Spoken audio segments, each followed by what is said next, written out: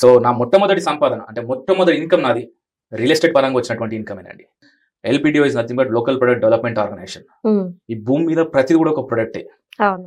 Expiry ఉంటుంది, date of birth ఉంటుంది. అలా ప్రకృతి పరమైనటువంటి సహజమైనటువంటి వనరులు మనకు గాలి, నీరు, భూమి. సో దాంట్లో భాగంగా ఏంటంటే వాళ్ళ భూమిని మనం కొనాల్సినటువంటి పరిస్థితి ఉంది. సో మీకు మచ్చుకు ఒక ఎగ్జాంపుల్ చెప్తానండి. ఒక పక్షి ఆహారం గురించి రోజంతా వేటాడి తన గూటికి వెళ్ళేటప్పుడు పిల్లలకు ఆహారం తీసుకెళ్తుంది, తన సొంత గూటికి వెళ్తుంది. అలాగే మానవ జన్మలో ఉన్నటువంటి మానవునికి తనకు ఒక సొంత ఇల్లు ఉండాలనేది ఒకటి చిరు ఆశ ఉంటుంది. ఆ ఆశ కాస్త అడియాశలుగా మారుతుంది. సామాన్యునికి దూరంగా వెళ్తున్నది ఈ సొంతింటి కళ అనే దానిపైన ఇవాళ నేను మాట్లాడుతున్నాను. సో ప్రతి ఇంట్లో మరొక ఇల్లు ఉంటుంది. అది అద్దె ఇల్లు కావచ్చు, లేకపోతే సొంత ఇల్లు కావచ్చు.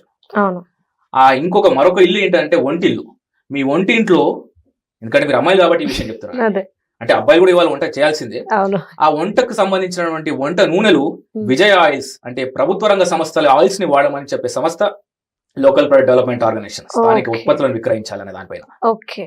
ఇవాళ మనకు కారు ఉంది కదా అనేసి అనుకుంటాం, కానీ రేపటి పరిస్థితి ఎలా ఉంటుందో తెలియదు. మనం బాగుంటే పర్వాలేదు, మన మనవల్ల పరిస్థితి ఎలా ఉంటుందని ఆలోచించాలంటే ప్రభుత్వ రంగ సంస్థలు ఉండాలి. సో మచ్చుకు మీకు ఒక విషయం చెప్తానండి. ఇవాళ మా సిస్టర్ విజయవాడలో ఉంటుంది.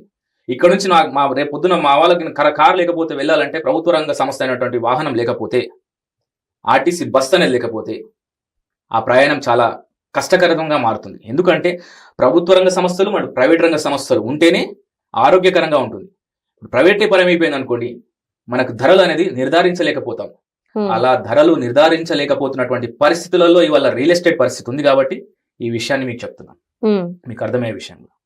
సో నా మొట్టమొదటి సంపాదన అంటే మొట్టమొదటి ఇన్కమ్ నాది రియల్ ఎస్టేట్ పరంగా వచ్చినటువంటి ఇన్కమేనండి.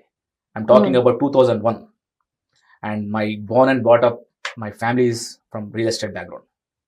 సో ఏదైనా కానీ కూడా బుక్కులు చూసో లేకపోతే 4 వీడియోలు చూసో మీ ముందు మారాలేదండి. అనుభవంతో ఆ అనుభవాన్ని మీతో పంచుకోవాలి, తద్వారా ఏంటంటే నలుగురికి ఉపయోగపడాలనే దాంట్లోనే నేను మాట్లాడుతున్నటువంటి సందర్భం.